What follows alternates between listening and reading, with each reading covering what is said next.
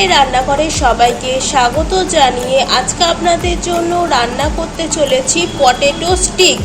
উপকরণে কি কি লাগছে একবার আপনারা দেখে নিন।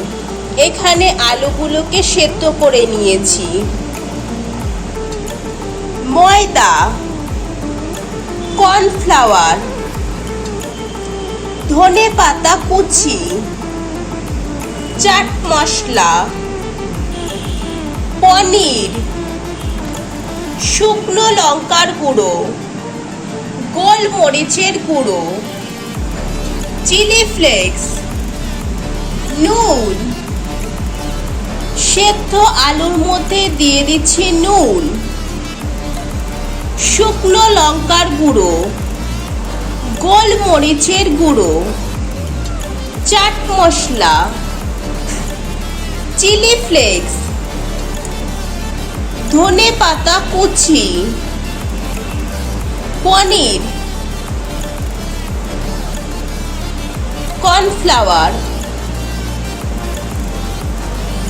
এবার মেখে নিচ্ছি সবকিছুর সাথে ভালোভাবে।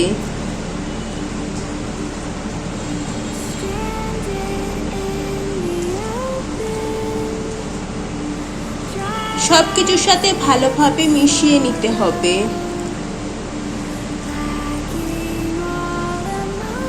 সুন্দর করে মাখতে হবে।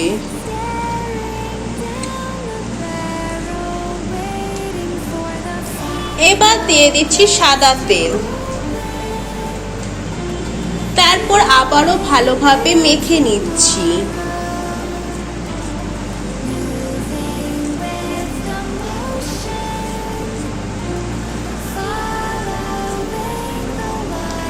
সবকিছুর সাথে ভালোভাবে মেখে নিয়েছি।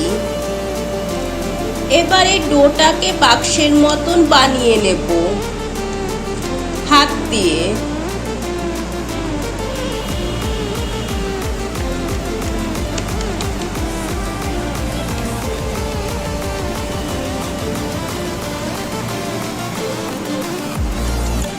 এভাবে বানিয়ে নিতে হবে।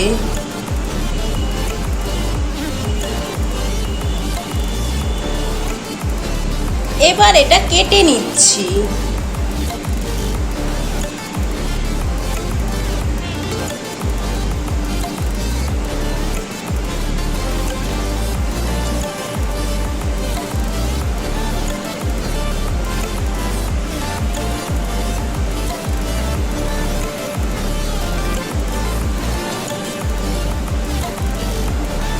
দেখতেই পাচ্ছেন কিভাবে কেটে নিচ্ছি। প্রথমে মাঝখানে কেটে নিলাম, তারপর সেটাকে দুভাগে ভাগ করে কেটে নিচ্ছি।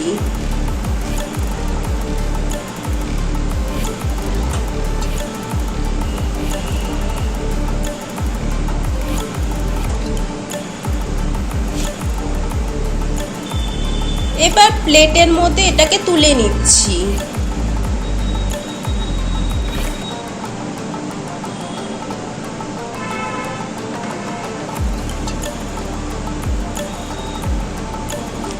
সবগুলোই তুলে নিলাম যে কটা কেটেছিলাম। আরেকটা পাশ একইভাবেই কেটে নিচ্ছি।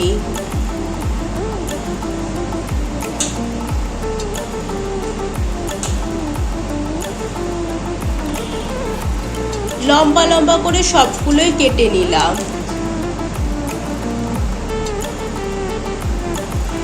প্যানের মধ্যে দিয়ে দিচ্ছি সাদা তেল। তেলটাকে গরম করতে বসিয়ে দিলাম। একটা বাটি নিয়েছি। এবার এটার মধ্যে দিয়ে দিচ্ছি ময়দা, কর্নফ্লাওয়ার, নুন। এবার দিয়ে দিচ্ছি জল। এবার এটা গুলে নিচ্ছি। ভালো করে একটা ব্যাটার বানিয়ে নিচ্ছি।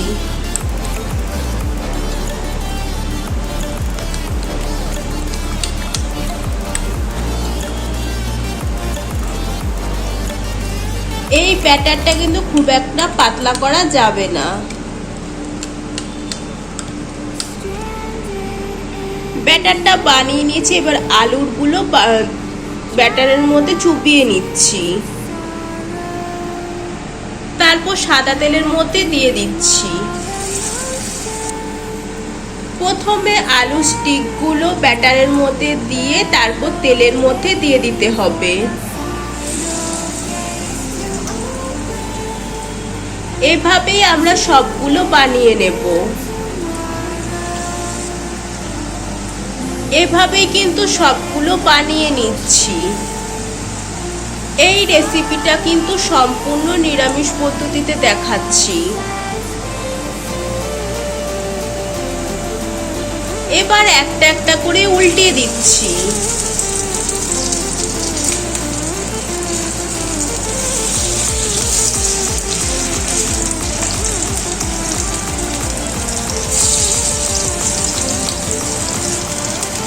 মোটামুটি আমাদের অনেকটাই কিন্তু ভাজা হয়ে গেছে।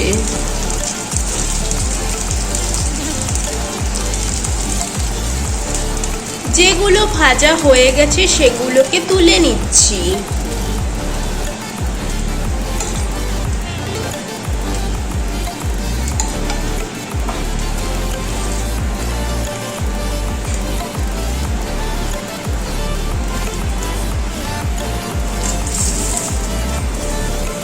টমেটো সস দিয়ে পরিবেশন করলাম।